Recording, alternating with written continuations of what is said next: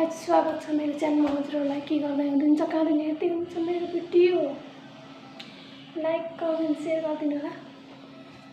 अनि म चाहिँ के भन्नु आएको भने मैले भिडियो नि बनाउन पाइरहेको थिइनँ। हिजो 18 गते चाहिँ यहाँको के पूजा थियो भने हिजो 15 घन्टा खटेको, नबसी नखाइकन पानीको भरमा मात्रै फास्टिङ जस्तै भयो मेरो। उहाँहरू पनि आधी दिनसम्म त्यस्तै थियो।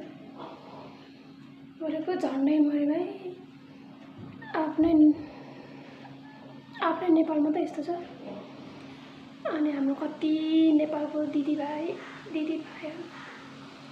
दाजुहरू कति अर्काको देश जानुभएको छ है।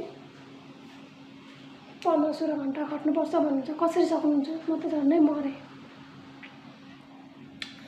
नेपालमा त यस्तो छ। अर्काको देशमा त झन् त्यत्रो घन्टा खटेर पनि परिवारलाई सम्झेर फोन गर्नुहुन्छ, बोल्नुहुन्छ। कसरी होला? हामी एक दिन त्यति खट्दा त कोहीसँग बोल्नु मन रिस मात्रै उठ्छ। झन् उहाँहरूले त अर्काको देशमा त झन् दाजुभाइले कति रिस उठ्छ होला है घर परेर। मैले पहिलोचोटि अनुभव गरेँ हिजै है।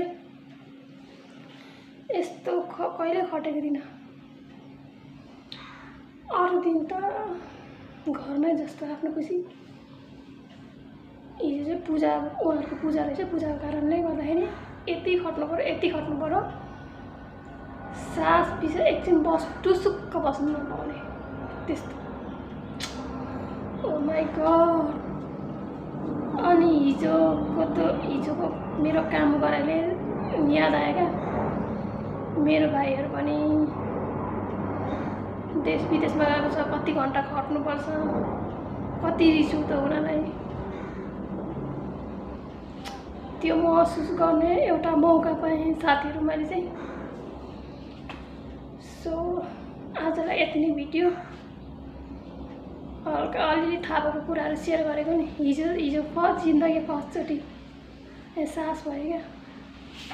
त्यत्रो घन्टा न सास फेरि नबस्नु पाउँछ, न सजिलो खानु पाउँछ। त्यस्तो हुँदो रहेछ। ओके, बाई बाई साथीहरू।